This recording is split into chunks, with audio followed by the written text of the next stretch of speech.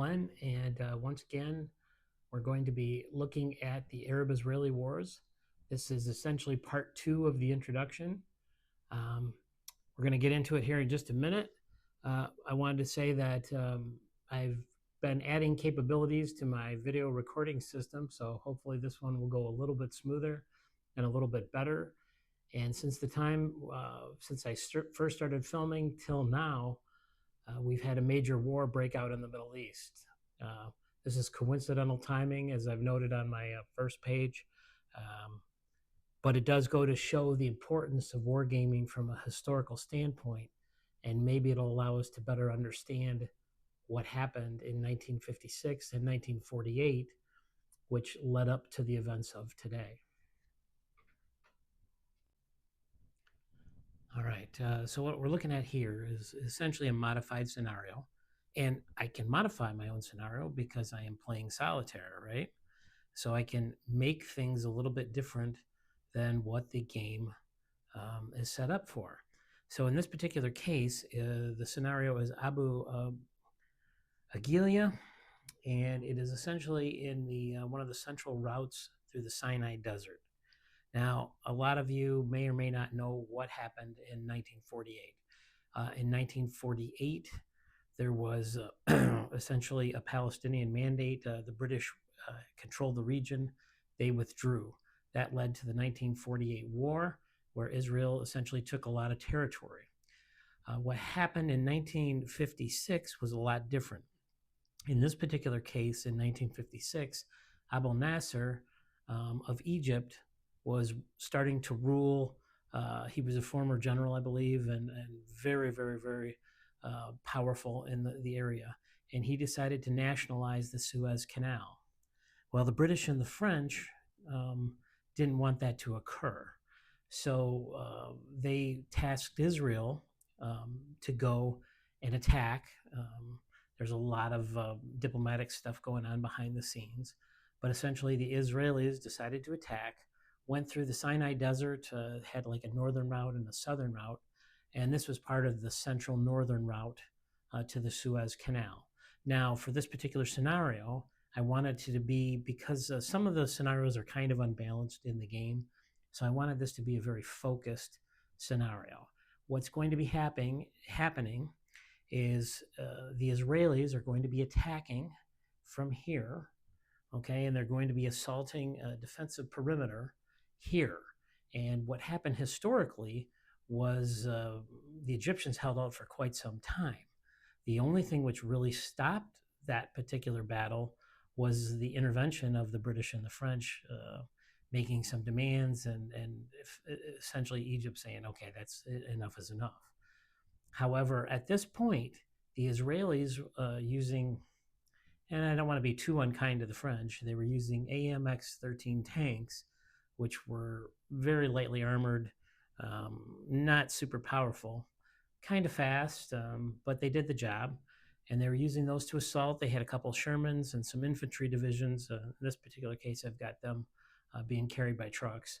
And we're going to now assault this defensive position right here, totally occupied by the Egyptians. And I'm going to be acting as the Israelis, trying to assault this position successfully, even though it's heavily defended and historically held out quite well.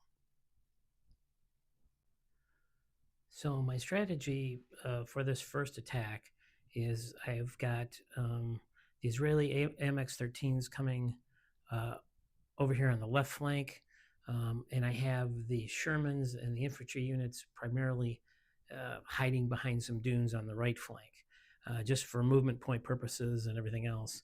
The first phase of the attack is going to be a probing attack on the left flank. So that's what I've decided to do. I'm going to have the defenders now operate pretty much randomly because they're a very, very tight group and logically. And so that's going to be my opponent. But in this particular case, I'm acting as the Israelis. So I'm trying to break through their lines and break through and destroy the majority of this position. So that's my strategy. We're going to see how this unfolds. The next round will be the attack on the right flank. Okay, now for turn two, lost a couple AMX tanks, and for the Egyptians, they lost a AA unit, and I forgot to unload some combat engineers, so unfortunately, they paid the price for my mistake. Um, and from how I saw this developing, I decided what I thought might be the best option is for the Israelis to go up close and eliminate some of that distance, because behind the dunes, these Egyptian forces have been pretty lethal. So this is the setup for turn two. We're going to see how this goes. And I'm pretty confident that the Israelis have finally made a decent move. So we'll see where it goes from here. At the start of turn three, the position has consolidated a little bit. Yeah, a little bit of camera shake there. So the Egyptian position is consolidating. The Israelis are pressing in on all sides.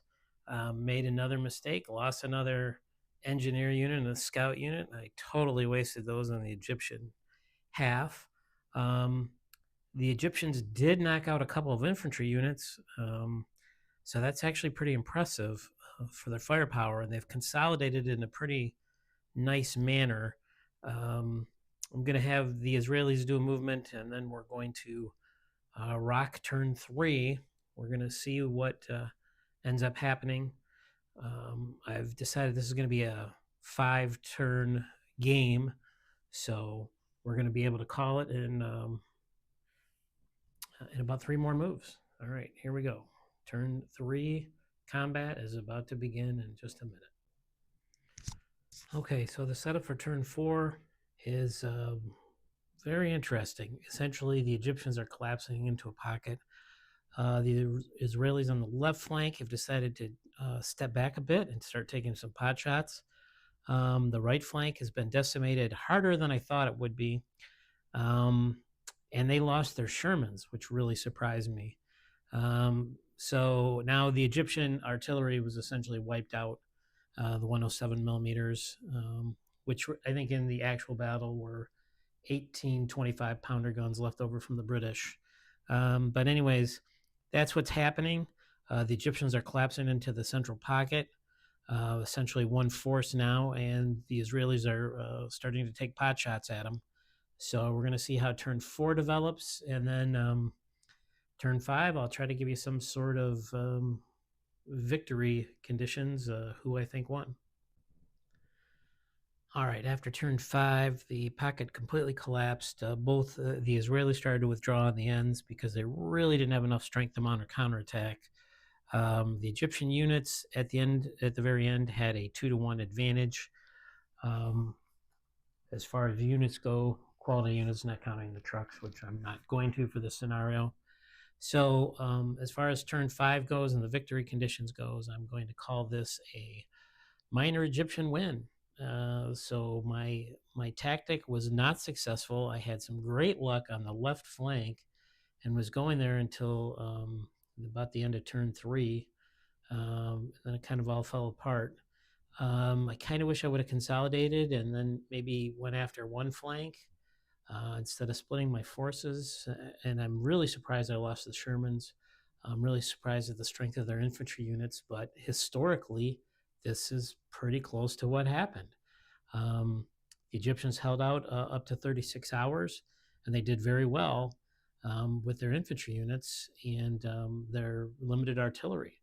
So, yeah, all in all, pretty good game. Thanks for watching. We'll see you next time. And we're going to be switching over to miniatures. Thanks again.